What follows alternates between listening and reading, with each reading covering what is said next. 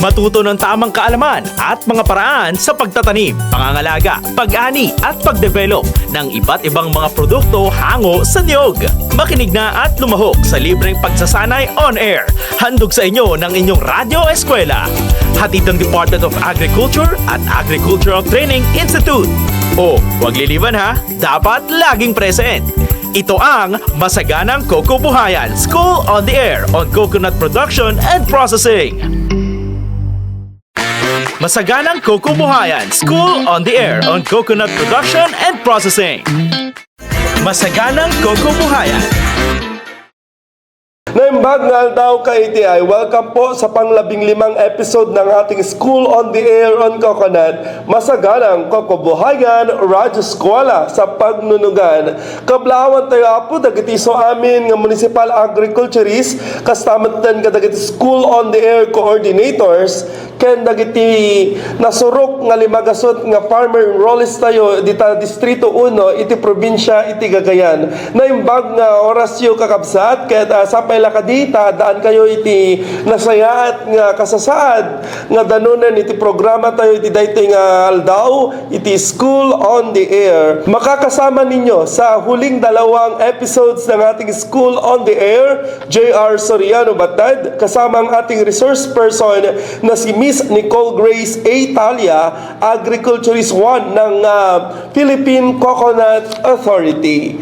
Ang SOA for Coconut na ito ay nihatid sa inyo ng Agricultural Training Institute Regional Training Center 2, ang Department of Agriculture Regional Field Office number 2, kasama ang Philippine Coconut Authority, and of course, ang municipal at provincial government unit ng probinsya ng Cagayan.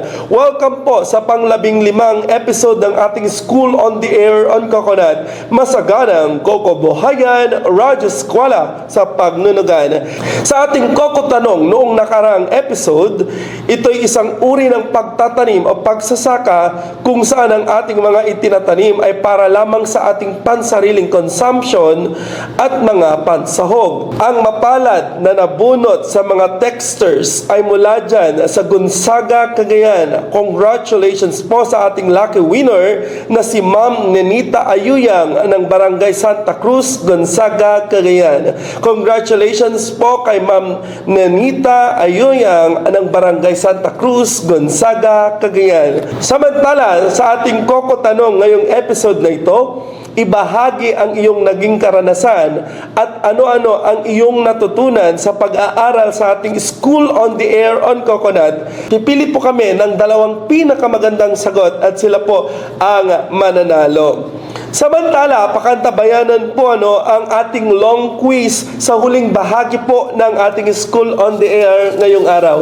Hinihikayat po natin na makilahok ang lahat sa ating mga talakayan sa pamamagitan po ng pagbibigay ng inyong komento, mensahe sa numerong 0949889631 para sa mga smart subscribers o di naman po kaya pwede po kayong mag-text, mag-chat, mag-comment sa ating live at sabihin po kung taga saan po kayo at ano po ang inyong pangalan at kung kayo po ay farmer enrollees natin sa ating School on the Air.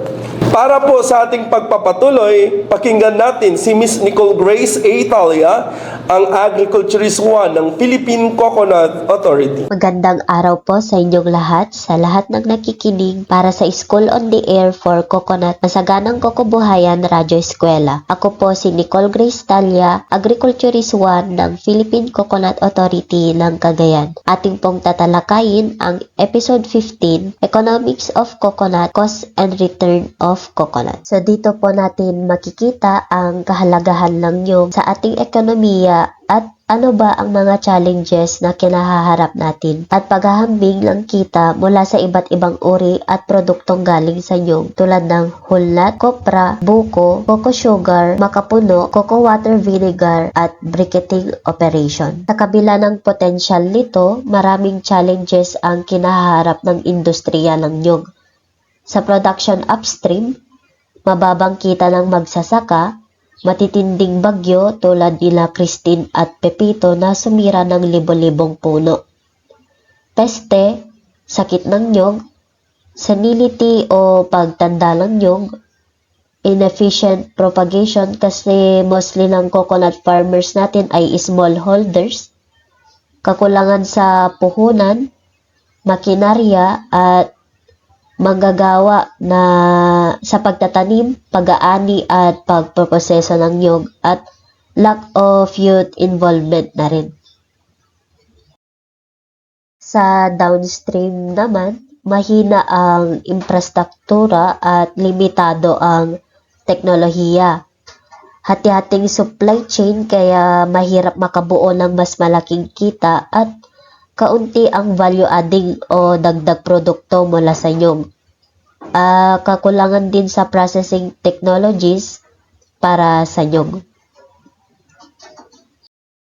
Dito sa market and trade, madalas ang pagbabago ng presyo.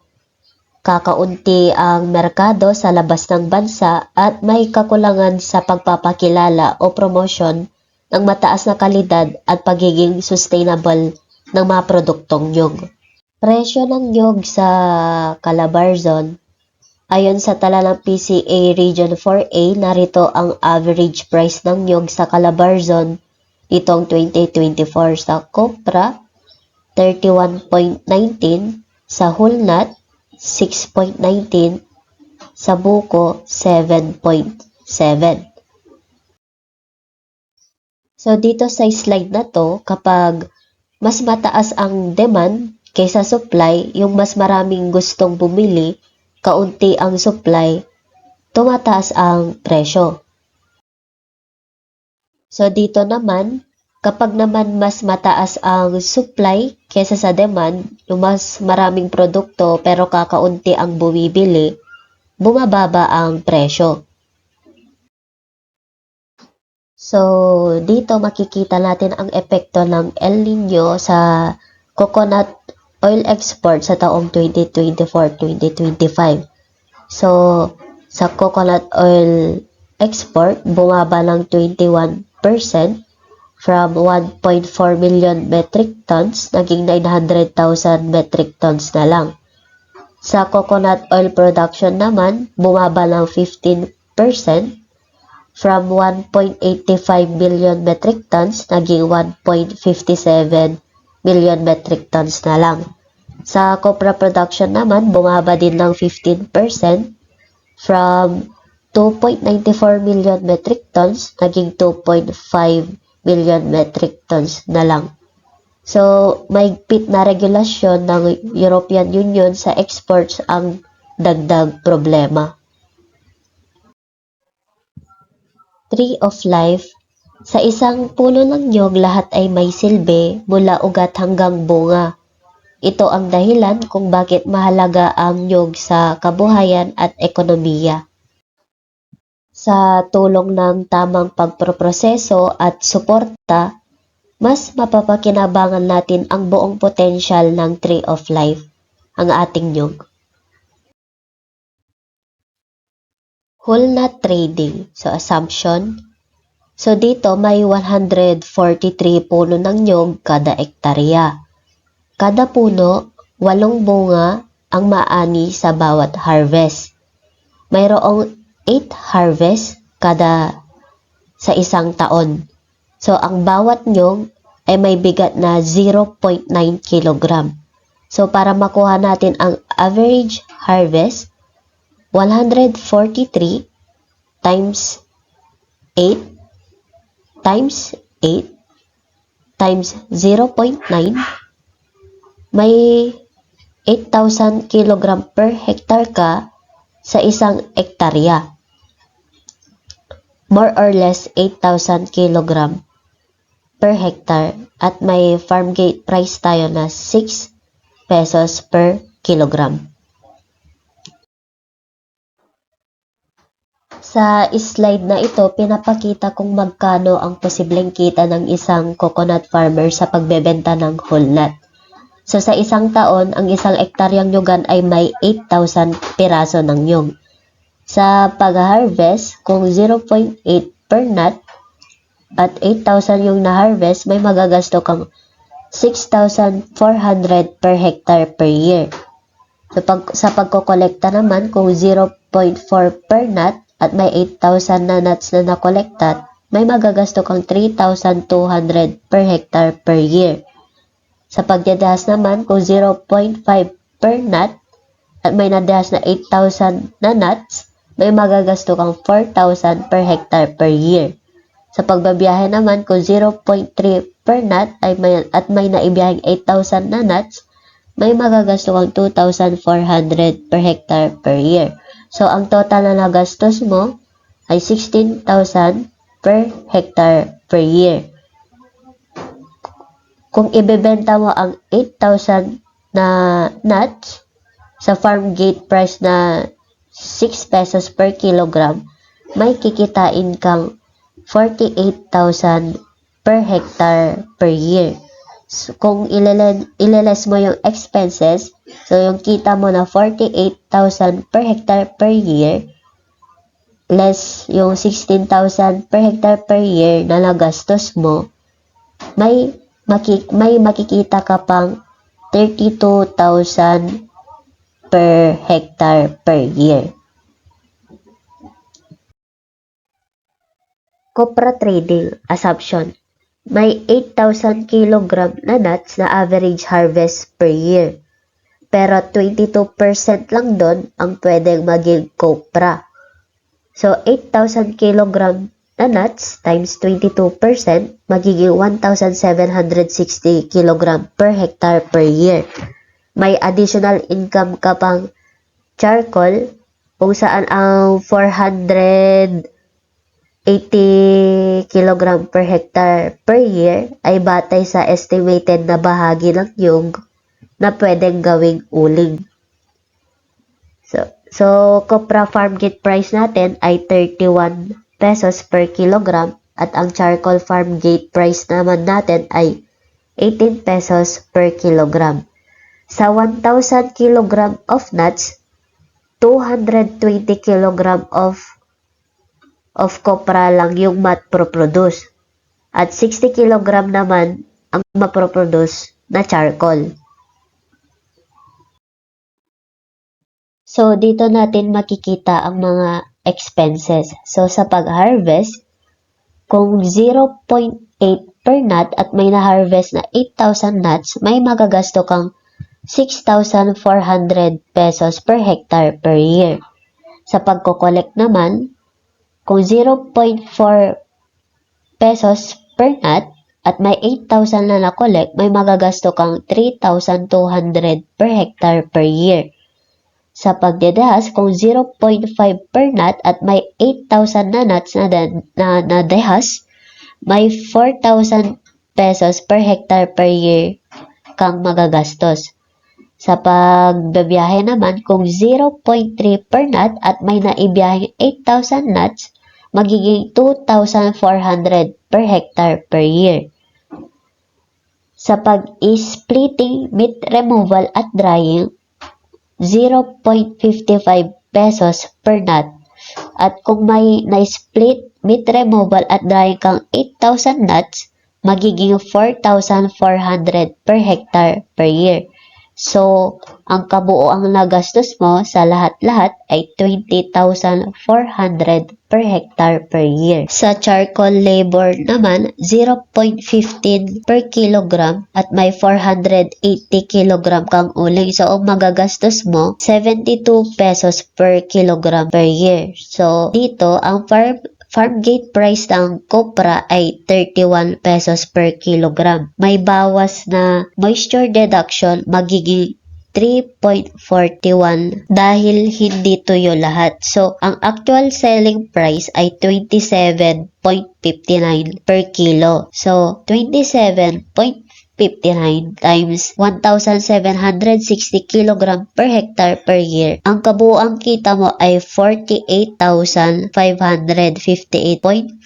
per hectare per year. So, sa charcoal naman, kung 18 pesos per kilogram at may 480 kilogram per hectare per year, ang kabuoang kita mo ay 8,640 per hectare per year. So, yung kita mo sa copra na 48,558.40 per hectare per year minus yung expenses mo na 20,400 per hectare per year, may kikitain ka pa rin 28,158.40. Sa charcoal naman, yung kita mo sa charcoal na 8,640 per hectare per year, ibabawas yung labor na 72 pesos per kilogram per year, may kita ka pa rin 8,568 pesos. So, kung ang kabuang kita mo sa kopra tsaka sa charcoal, magiging 36,726.40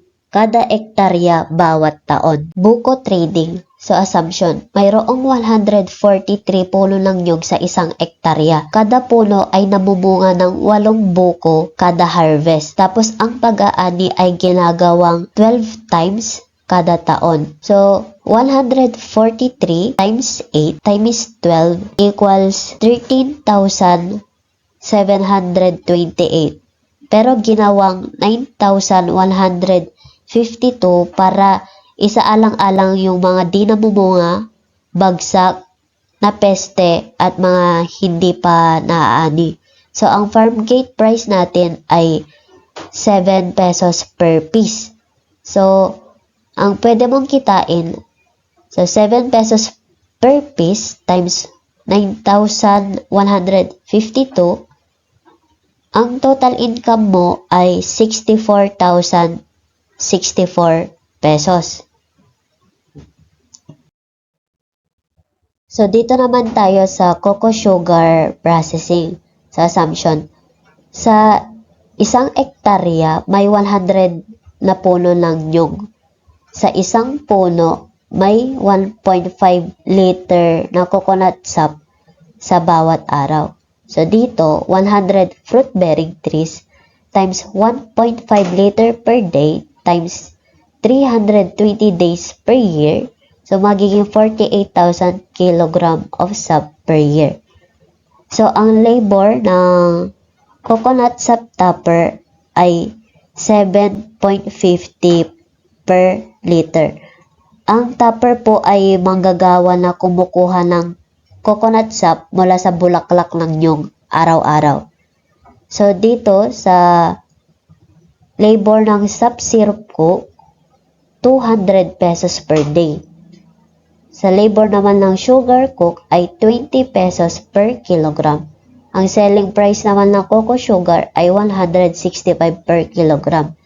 So, sa isang topper, kaya niya makapag-top ng 50 trees per day. Sa 8 litro ng coconut sap, nakakagawa tayo ng 1 litro na syrup. Naproproseso ito para makakuha ng 0.9 kilo na cocoa sugar. Makapuno production. So, assumption. May 100 na puno ng nyug per hectare. So, may average annual makapuno ka na 8 nuts per tree per harvest. Yung frequency of harvest mo is every 30 days or 10 times a year. Yung production per hectare, more or less 8,000 kilogram per hectare per year. And ang farm gate price ay 55 per kilogram.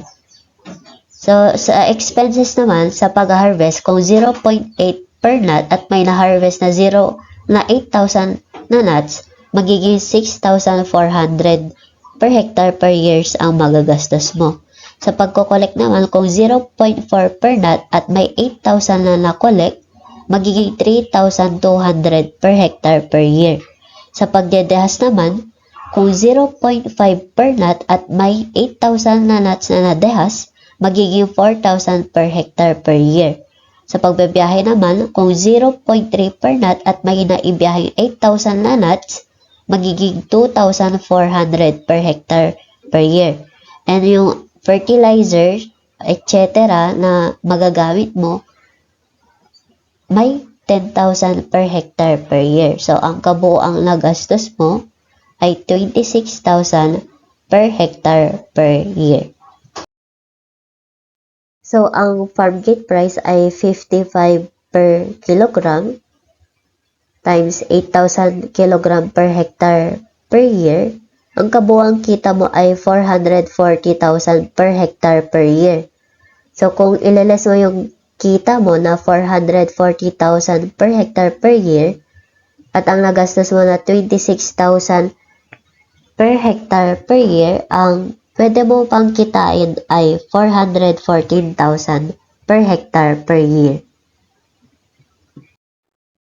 Cocoa water vinegar production. So dito sa isang lot, 260 mm na cocoa water ang kaya niyang i-produce. So sa 25 production days per month, ang production capacity ay 20 liters per day, 500 liters per month, and 6,000 liters per year.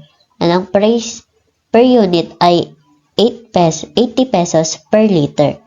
So, sa expenses, sa direct materials, yung mga gagamitin sa paggawa ng suka, ay maaari kang makagastos ng 69,360 per year. Sa labor naman, 24,000 per year. Sa overhead, yung mga gagamiting LPG, kuryente, tsaka tubig at iba pa, may magagastos kang 78,000 per year. So, ang total ng buong nagastos mo ay 171,360. So, kung 80 pesos per liter at may nagawa kayong 6,000 liter per year, may kikitain kang 480,000 pesos per year. So, kung ililes mo yung expenses mo na 171,360 pesos, may income pa rin kayong 308,640 pesos. Equipment and other materials. So, manual briquetor, 3,000 pesos. Tools and accessories, 6,000 pesos. As yung production requirement, 1 month. Raw materials. So, 700 kilograms ng coconut charcoal ay 20 pesos per kilogram. So, magiging 14,000 pesos. Sa 70 kilograms ng cassava starch ay 40 pesos per kilogram. So, magiging 2,800 pesos. May laborers na 2 workers at ang sahod nila ay 350 pesos per day. Magtatrabaho sila ng 22 days per month. So, magiging sahod nila per month ay 15,400 pesos. So, sa expenses, ang charcoal fine ay 14,000 pesos. Sa starch naman ay 2,800 pesos. Sa laborers naman ay 15,400.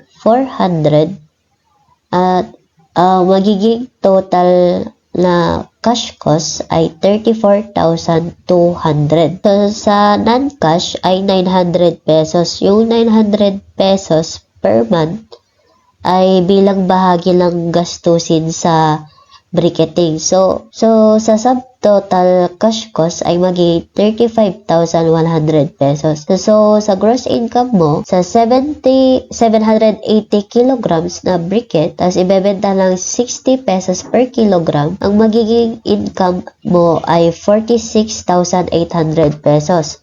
Kung ililes naman ang nagastos mo na sa kita mo na 46,800 pesos minus 35,100, may kikitain ka pa rin 11,700 per month or 140,400 pesos per year. So, makikita sa slide na itong buot nitong kita mula sa iba't ibang produktong galing sa nyog. Ang pinakamababang kita sa whole nut trading na 32,000 pesos, habang ang pinakamalaki naman ay sa Makapuno production na 414,000 pesos kada ektarya kada taon. Ang cocoa water vinegar at cocoa sugar ay sumusunod na may mahigit na 300,000 at 260,000 pesos net income. Ang briquetting naman ay may kita rin na 11,700 pesos kada buwan o halos 140,000 kada taon. Makikita dito na kung gagamitin natin ng buo ang nyog at iproproseso ito, mas malaki ang kita kumpara sa simpleng pagbenta ng bunga. At dyan po nagtatapos ang aking discussion. Maraming salamat po sa pakikinig at magandang araw po sa ating lahat. Ating napakinggan ang pagpapaliwanag ni Miss Nicole Grace A. Talia, Agriculturist 1 ng Philippine Coconut Authority. Kung mayroon po kayong katanungan o pagkaklara sa nakalipas na paksa, maaari po kayong mag-text sa ating hotline 0949-889-6315. At para naman po sa ating long quiz ngayong araw o sa ating mga farmer enrollees ng ating School on the Air mula dyan sa Distrito 1 ng Cagayan, ito na po yung inyong huling long quiz sa araw na ito. Kailangan lamang po na ang isasagot natin ay tama o mali. Yun lamang po. Isulat lang po natin sa malinis na papel ang inyong mga sagot at wag ninyo pong wawalain ang mga iyan dahil kukolektahin po ng inyong School on the Air coordinator para po ilagay sa ating monitoring, and of course kukolektahin din po natin yan para sa documentation. Okay? Handa na po ba ang lahat? So, ang ating unang tanong, ang Republic Act 11524 ay mas kilala bilang Coconut Farmers and Industry Trust Fund Act or CFITF ay binuo ng Coconut Farmers and Industry Development Plan o CFIDP. Ang Republic Act 11524 ay mas kilala bilang Coconut Farmers and Industry Trust Fund Act or CFITF ay binuo ng Coconut Farmers and Industry Development Plan. Tama o mali? Ang CFITF ay ipapatupad sa loob ng 20 taon at gagamitin para sa kapakinabangan ng industriya ng nyog. Tama o mali? Ang CFITF ay papatupad sa loob ng 20 taon at gagamitin para sa kapakinabangan ng industriya ng niyog.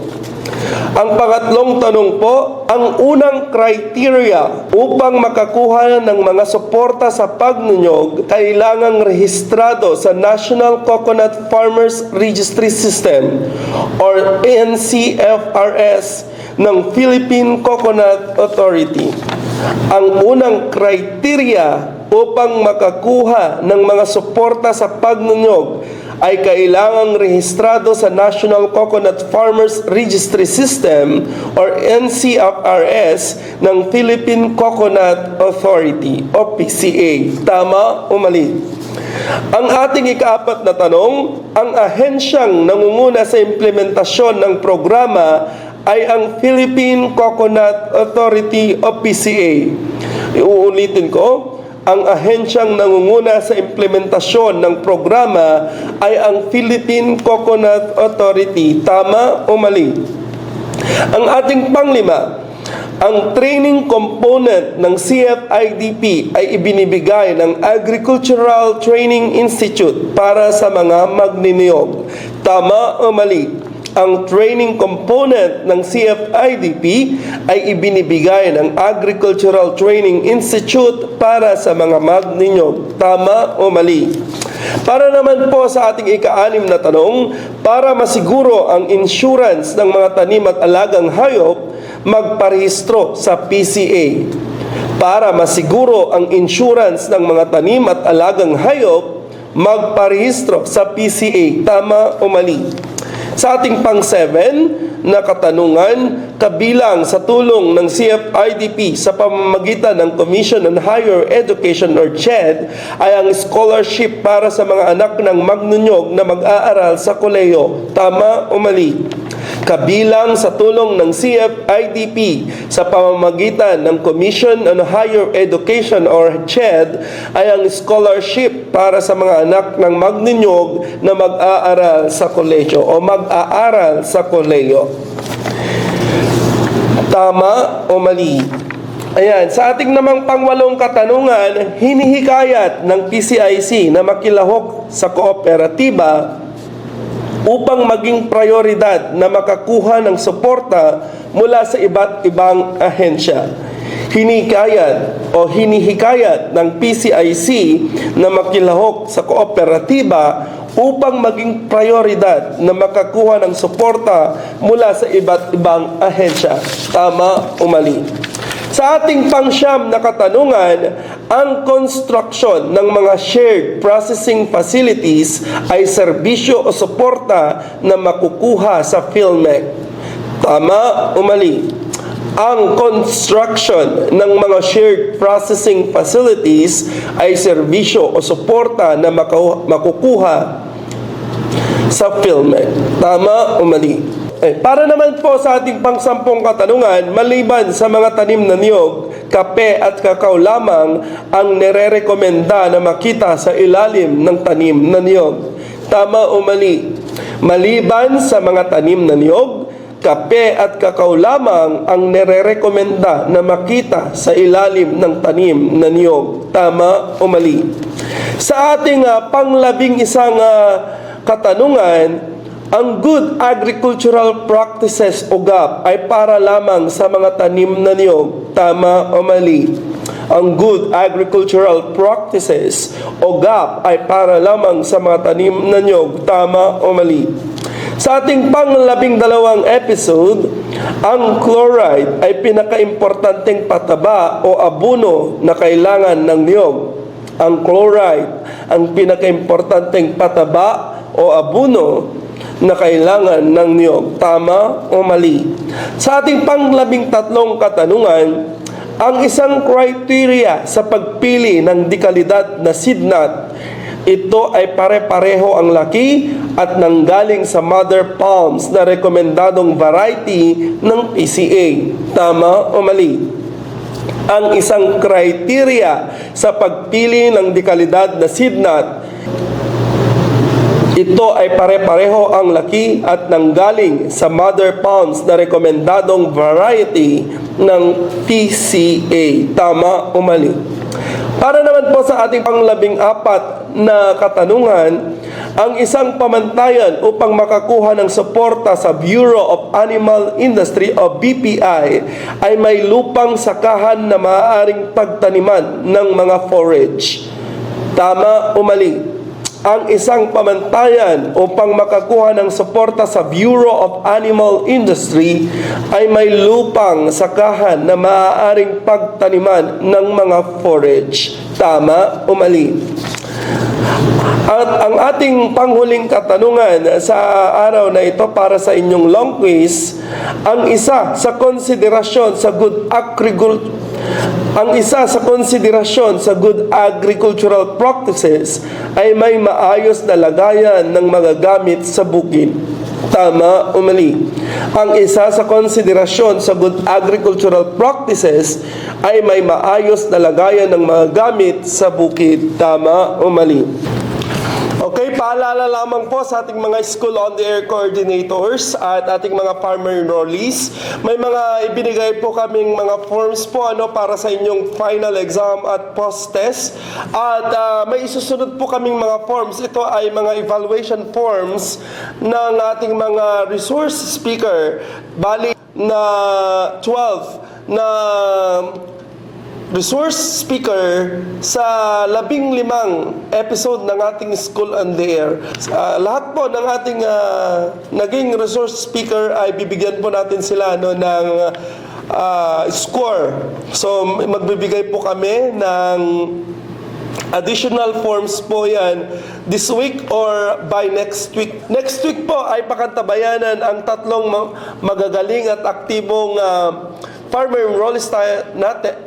enrollees natin ng School on the Air dahil makakapanayam po natin sila, makakasama po natin sa huling episode ng ating School on the Air, yung ating mga farmer. Yan.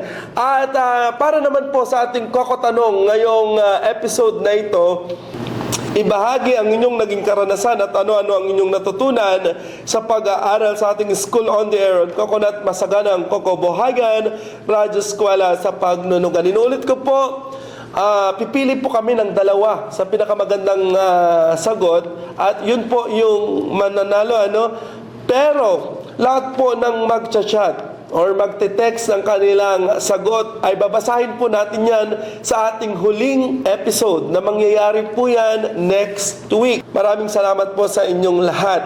Muli, ako po si J.R. Soriano Batad, pansamantalang namamaalam, kita-kits sa ating huling episode next week. Nagsasabing magandang araw at God bless.